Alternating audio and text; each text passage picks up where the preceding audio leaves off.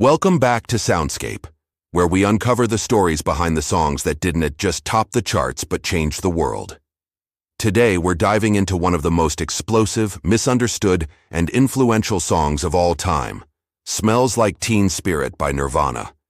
This isn't just a song, it's a scream of frustration, a cultural shift, and the sound of a generation that didn't feel heard.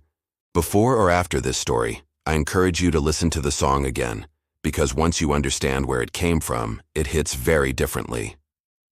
To truly grasp the impact of this song, we have to go back to the late 1980s.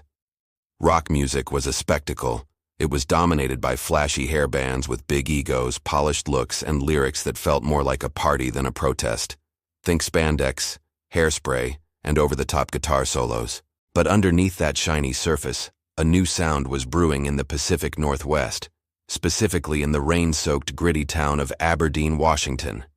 This is where Nirvana was formed by Kurt Cobain and Krist Novoselic, later joined by the powerhouse drummer Dave Grohl. Nirvana was the complete opposite of the mainstream rock scene. They were raw, they were messy. They dressed in thrift store clothes, not because it was a fashion statement yet, but because that's what they could afford.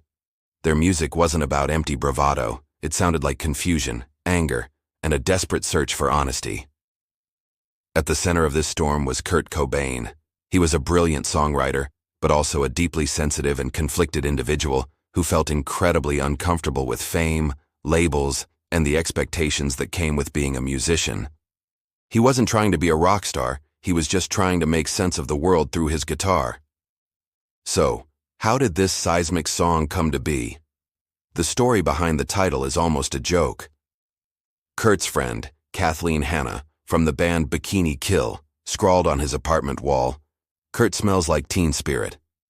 She was referring to a popular deodorant brand his then-girlfriend used.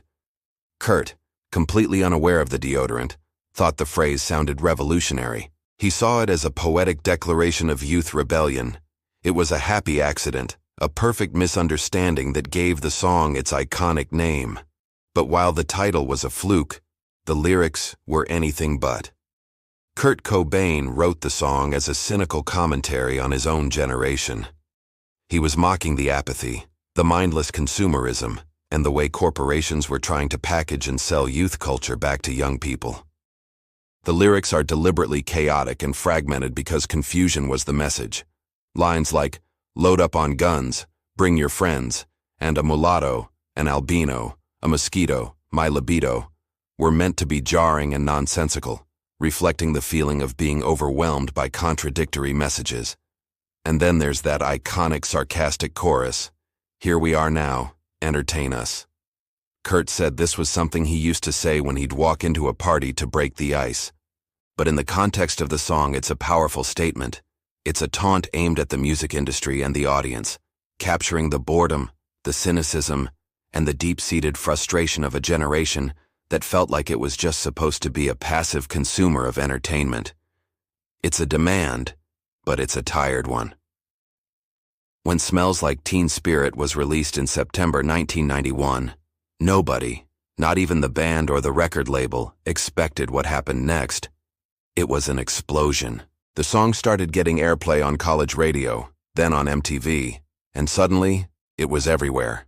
The music video, featuring apathetic kids in a grimy high school gym, became an emblem of the era.